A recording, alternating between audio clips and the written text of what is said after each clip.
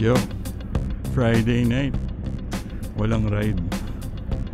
Bili lang tayo ng Chooks to go. Kasi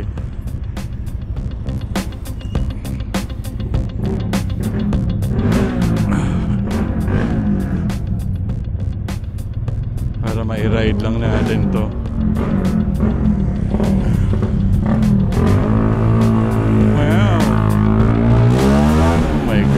Ingay nun, grabe. Kanina pa ako salita ng salita, hindi pala nakaroll. Ay. Anyway, walang ride tonight, Friday night, kasi napakainit ng buong araw. Kahit kanina sa 4 wheels, grabe, sobrang init talaga.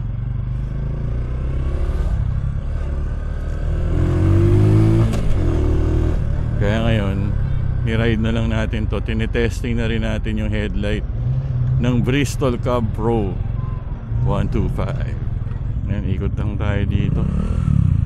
Testingin natin yung ilaw. Long way round. Umaambon ba? Hindi. Ayan, ito yung normal niya. Mas maliwanag sa stock headlight ng Vespa. Ito yung bright. Ito yung low beam. Not bad, pwede na.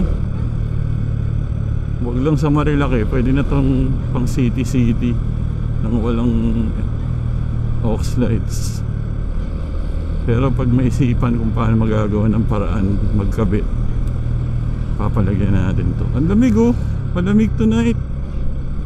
Pwede pa mag-ride mamaya pag may mga sinipag, kasi wala talaga eh, nagkakatamaran dahil sobrang init. Lakas ng preno. Nice. Tara tayo.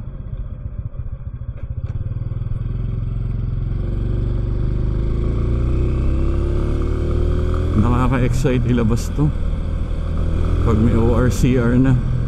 Mga first week of May daw. Sana totoo. First or second week of May. Grabe nun, tagal din nun ha.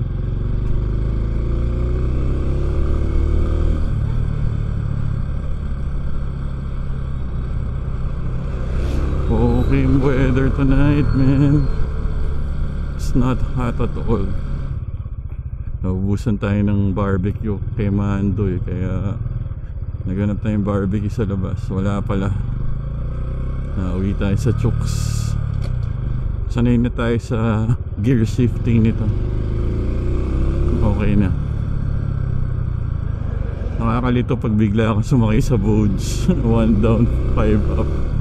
Dito kasi puro down.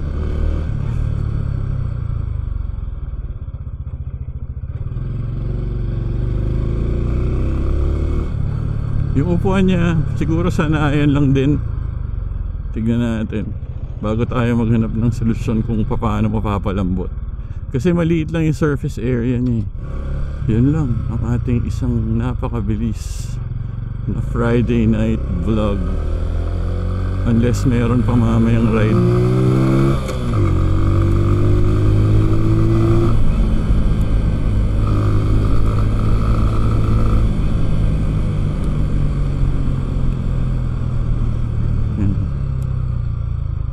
Sana lang may flasher to.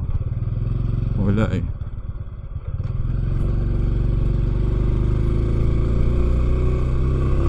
Okay, salamat sa napakabilis.